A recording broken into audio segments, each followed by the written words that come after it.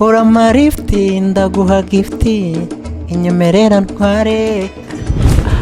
Ahubwo nagusa ikibazo kwitwa umuhanzi cyangwa se umunyamuziki w'umunjeniyeri, umuntu ukoze ikintu kikankoma cyangwa se kikambera cyiza ndamufana kuko wakoze ikintu nyine cyiza.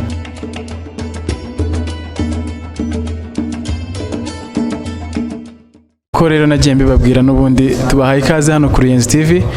Ngende Kigeri tugiye kubana muri iki kiganiro, ariko ntago ndi njyenyine. Twagiye tubabwira ko tuzazana abastar benshi, abari mu muziki, sinema ndetse n'ahandi. Ku uyu munsi rero ntago ndi njyenyine, ndi kumwe n'umuhungu wanjye hano.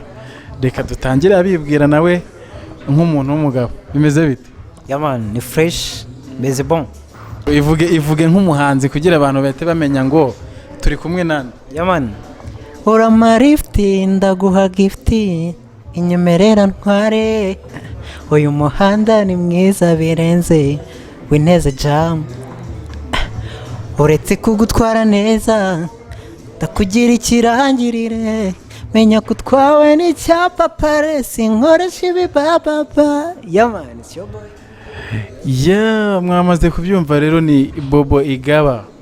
Bobo Igaba, wenda hari abantu bataramenya neza cyangwa se batarumva indirimbo zawe, ibihangano byawe. Ndagira ngo ubanze utwibwire mu buryo burambuye kugira ngo n'undi wese ahita amenya ngo Bobo Igaba ninde. Yaman Bobo Igaba ni umusore ugitangira music industry y'u Rwanda, akumva ufite inzozi ziri hejuru cyane, ziri kure utabasha gutekereza wowe uri kuyumva, ukeneye gushimisha abanyarwanda ku rwego ruri hejuru. So Bobo ikindi ndakeka ni umusore utandukanye, wenda muzagenda mubibona, ariko ni umusore utandukanye. So keep in touch kabisa, ubundi umenye Bobo Igaba neza cyane. Watangiye umuziki, uyu muziki wacu wo mu Rwanda babonye ko wageze ku rundi rwego. Ubu turi kujya hanze ibintu bikagenda neza. None nkawe uratangiye umuziki kandi urabona ukuntu urwego rw'umuziki wacu rumaze kugeraho. Ni izihe ngamba, ni iki kintu gishyashya uzaniye abanyarwanda mu by'ukuri? Yo bro, ndeka mbwire, yari igihe umuntu nyine bafite, buri muntu wese baravuga ubundi ngo n'umuntu upfuye apfana imishinga, sibyo? Ntuseke umuntu upfuye wese apfana imishinga, sibyo? So ufite gahunda yo kuvana umuziki mu ubundi. Roki niwe njya nkunda cyane. Roki aravuga ati mubivana local mukabijyana international. So rero umuziki wanjye ntabwo uri local, ndashaka kugira international, ariko bifashijwemo n'Imana ndetse n'abafana banjye cyangwa se n'izindi nkunga z'abafana banjye tu, bikaba byagera international. Urumva bizaba international. Rero ibyo nibyo koko kandi birashoboka. Ufite n'ijwi ryiza, uzi no kuririmba, ariko ibyo uzabigeraho ari uko wakoze, ari uko nyine wakomeje gupushinga. Ntago uzajya ukora akantu kamwe ngo uhagarare bigire. Ubwo bushobozi burahari bwo gukora ibintu bikomeye, bwo gukora ibintu bishobora kujya hanze bigacarenjinga abandi bahanzi, bigacarenjinga abafana bawe, bakarushaho no kugira urukundo kandi rufite n'ibikorwa. So icyo bisaba rero kugira ngo gire ibikorwa kandi bigire no kwishakamo ubushake, kandi ubushake ndabufite ndetse n'ubushobozi ndabufite, kuko biciye mu bafana, biciye mu badukurikira. So ubushake nibwo bushobozi. Umuhanzi mubona igihe mubone cyaba yaratangiriye urabizi. So muraba yaratangiye kera akiri mu secondary, yandika indirimbo ni nyinshi zanditse pe, ni nyinshi, ni songs zigera nko muri 30 ngiye kumera nko kora ibarura. So ni songs zigera muri 30, ariko izabashije gukorwa n'indirimbo enye. Ubu tuvugana kuri YouTube yawe cyangwa kuri channel yawe ya YouTube, ufite indirimbo enye. So izo na uploadinze n'indirimbo enye. Gusa abari nyinshi ziri mu studio zitari zasohoka, bitewe na financial, kureba se indirimbo nisohoka izaba isunitswe n'iki, kuko music industry yo mu Rwanda ni ibintu byinshi, ariko n'ahantu hose bisaba ngo ukore indirimbo, ubone aba promoters bazikina, ibyo ngibyo nk'abantu bakiri upcoming ntabwo biba byoroshye by the way. So uti hariho indirimbo enye, waruvuze mu kanya ngo umuntu akiri muri segonderi iki, ngiye ko mbona ukiri mutoya, ubundi amasomo byo bimeze bite? Urakiga, wiga gute, wiga mu kangahe, bimeze bite?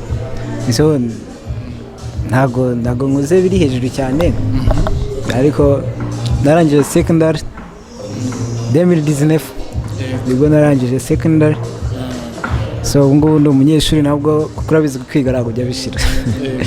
Ubu ngubu ndacyari umunyeshuri muri IPRS Kigali, muri civil engineering, ahubwo ntabwo si ikibazo kwitwa umuhanzi cyangwa se umunyamuziki w'umwenjeniyeri.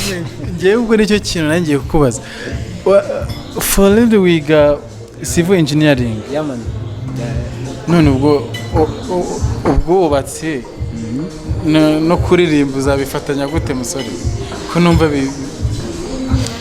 ari ibintu bitandukanye? Let me tell you something bro, buriya ari ikintu tujya twitiranya. Iyi impano ni ikintu kikuzamo ukagikora, ntago wakidirectinga ngo ukijyane ahantu kijya, cyo ahubwo kirakuyobora kikakubwira ati jyahanga. So niyo mpamvu byaje gutyo, nanjye sinzi ko byaje, so nisanga nawe nkunda kuririmba, ndetse biba ngombwa ko nafata time nkajya muri studio nkandika, biza gutyo. Ariko urabize icyo umuntu nta hantu kijya tu yisanga nawe ndi umuhanzi. Wowe nka Bobo Igaba, n'aba bantu n'aba bahungu bameze uko nguko, urumva witeguye guhangana? So icya mbere mujya mwitiranya, umuziki ntabwo ari intambara, sibyo? Umuziki ntabwo ari intambara, ahubwo umuziki uzana itandukaniro ryawe, then ukagira abayoboke bawe, subizi. So itandukaniro rero mfite ngewe ni ugukora bitandukanye nabo, then abashaka kwacivinga byinshi, akora byinshi mu gihe gishoboka, then nkaharanira kutazima, kuko buriya nubaranira gucana ntuzumve ko ushobora kuzima, gusa ntukabishyire kure ngo wumve ko utashobora kuzima. Uzajya wumva ko rimwe na rimwe wazima, ahubwo gutera imbaraga zo kumva wahora umurika. Ariko mu by'ukuri avuze ikintu gikomeye, guhora umurika ntabwo bivuze ngo urazimye burundu. Niba ukoze ikintu gikore, uhoreho, uhore uhari, ntubure. Mbabarira, sibyo? Mbabarira, wisanzure, ubundi ukore mu ijwi, abantu batari banakuzi bamenye ko hari ikintu ufite uzanye. Waririmba iyawe, waririmba iy'undi muntu, wumva indirimbo uri bwisangemo kabisa, umeze neza, ugasohora ijwi ryawe, abantu bakumva ikintu ufite, bakumva produit ufite. Nicyo nshaka. Ndakwemereye. Icya mbere no kuririmba indirimbo yanjye. Icya kabiri, ndakuririmba indirimbo imwe y'umuhanzi w'umunyarwanda ukunda. Yego. Impano y'ubuzima, unwa y'umutima, habayo utansiga kandi ari wowe njya nkumbura. Ese ujya wibuka tumenyana, sinumvaga ko njye nawe twatandukana, sinyisinzira umutima uhora ukumbaza. Oya nukuri amajoro ambana magana, iwajoro we ko mbona ubudika, warakazuba ubundi we mbarama inkuru, sweet mutima, my potato, ayo mazina wallahi mpora akumbura. Honey be, mosi be, ibaze ko mpora nkukumbura. Palalapa, palampalatara, oya nukuri wallahi mpora nkukumbura. Yaman, tugeze kuri ya indi yanjye rero, umuhanzi nkunda sasa. ko mbakunda se ari benshi niyo umubura nisanga ntamufana reka ndeke kugira uvuga ngo ntamufana wenda atabifata nabi okay ubuse nabasha kumukurikirana cyane ubuse mvuge umwe cyangwa mvuge babiri so navuga babiri then tracing navuga babiri then tracing hakuranye urugaturaza kumva okay Bruce Melody umwe Igor Mabana babiri urahitamo njyewe kuri abo iyo waririmba yose muri abo ngabo nta kibazo ariko binabaye ngombwa wenda ko hose ukoraho ukajya ukora agace gato nabyo byaba ari byiza okay let's go ariko twakoraga ngo nuyunguye cyangwa nuyunguye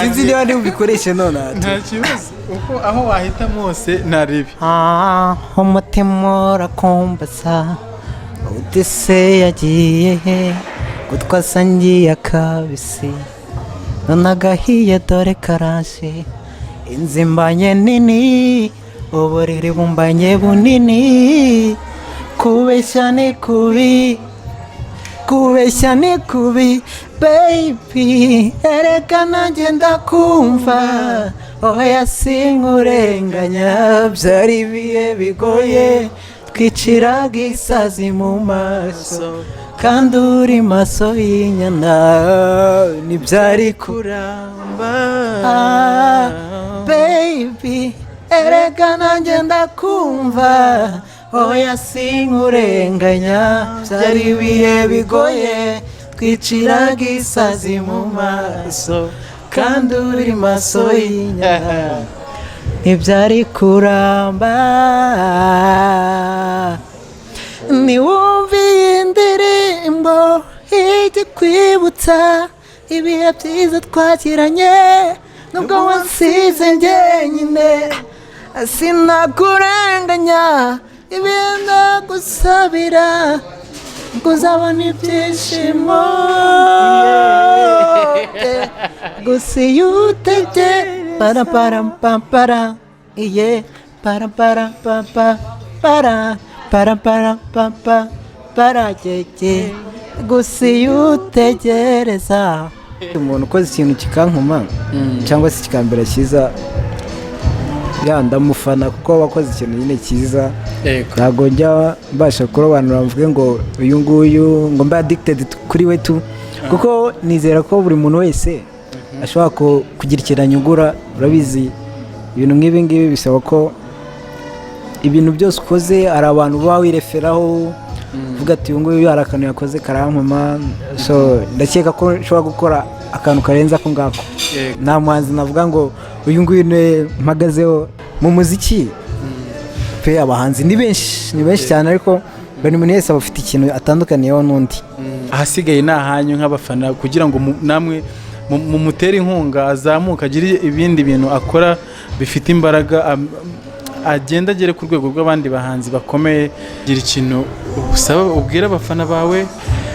n'icyo ubifuzaho mu by'ukuri abantu bakunda bobo Igaba yamani so ikintu nababwira buriya igiti kidafite imizi nta buzima kiba gifite nk'uko abantu benshi babizi imbaraga z'umuhanzi mbere na mbere ni uko bafite abafana baba bakubeshya baba bagutera intege gusa bari abafana nizo mbaraga zawe so iyo rero nk'ubu ngubu bavuga ati mfite abafana banjye nkora ikintu bakambwira ati sawa wakomereza aho ngaho so abafana rero ni abantu b'agaciro mbere na mbere mbere ya byose mbere y'umuziki mbere kujya muri studio ugakora indirimbo nuko ufite abafana bagutera courage bakakubwira ati genda ujye gukora indirimbo so abafana rero ndabashimira cyane umuntu wese uzi ko nkomeza akambwira ati bobo komeza ndamushimira cyane kandi ndakeka ko ibintu bakora bimwe bizaba successful babashe kubona nyine